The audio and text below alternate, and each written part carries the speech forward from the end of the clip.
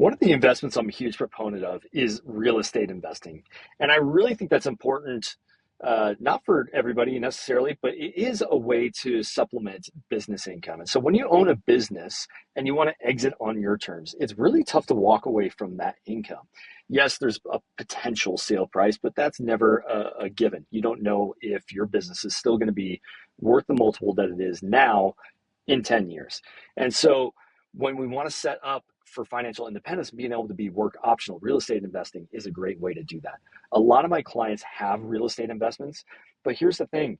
The funny thing is we don't look at real estate investing just like we do our business. And it's important to look at our real estate investing like a business. Is it cash flowing? Are the key real estate metrics working in your favor?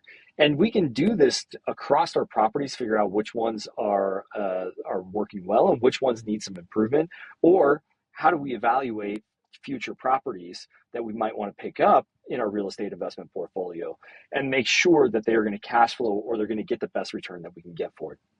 So I'm even just going to showcase one of my properties in Airbnb, and I'm going to show you the actual key metrics that we want to look at there. So we have about 45,600 in annual rent income. Of course, Airbnbs fluctuate, but this tends to be right around the average of a typical month, and then multiplying that by 12, obviously. And then we have our homeowners insurance, repairs and maintenance per year, and property taxes. And then we come up with a net operating expense, net operating income of 38,600. So from that, we can plug that in and we can get four key metrics that I think is important for you to take a look at. One is what we call the cap rate. So a cap rate, you want it to be, all of these numbers, you typically want to be higher rather than lower.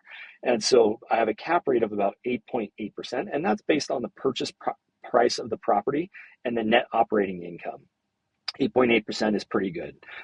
Debt service coverage ratio, this is a very important metric because if we're trying to get additional rental properties and we're trying to get loans on those properties, most lenders want to see a debt service coverage ratio of at least 1.2%, which means the property is generating at least 20% above what's needed for its mortgage payments. So at 1.53, I'm in a good shape. Then you want to look at the gross rent multiplier, and that's going to take into account your market value of the property, so current market value, and your gross scheduled annual income. And so the higher, the better. So anything below a 4, not great. Anything above a 10 would be very strong. And our gross rent multiple on this one is 17.32. And look, all of this can be improved. So if you're not at these numbers, you can take a look at ways to do it. If it's a long-term rental, maybe you convert it to a short-term rental, or at least a mid-term rental. And then we have a cash-on-cash return of about 8.61% because we had a down payment of around 55,000, and then we've put nearly, let's call it 100,000 over the course of time into the property to make it Airbnb ready. And so 8.6% in the first year, but then that increases to 41.8% in year 5 and then in year 10.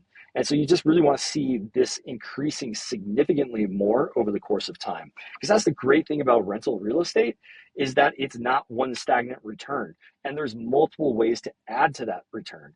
This isn't even taking into account, these numbers aren't even taking into the account the accelerated depreciation that I took on the property. So there's many other ways that you can actually make money on those properties. But having said that, this is what you want to have for all of your rental real estate. If you're a client of mine, I actually do this for you and then explain it back to you and provide it into your secure folder and update this on an annual basis as properties continue to change over time.